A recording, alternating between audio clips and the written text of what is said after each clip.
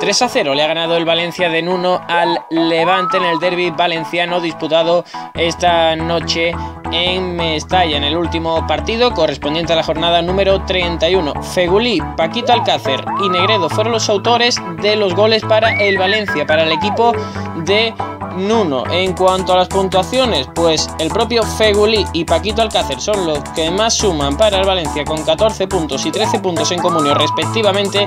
Le siguen con buenas puntuaciones, con 10 puntos concretamente Diego Alves, Cancelo, André Gómez, y con 9 puntos también Álvaro Negredo. Le siguen por ejemplo también Parejo o Javi Fuego con 6. Por parte del Levante, destacar sobre todo a Iván López con 6 puntos. El resto de futbolistas solo llegaron a alcanzar 2 puntos, salvo Morales, Pintra, Toño García, Ramis y Diego Mariños, que puntuaron negativo con -2. Por lo tanto, el derbi valenciano se salda con 3-0 para el Valencia en Mestalla.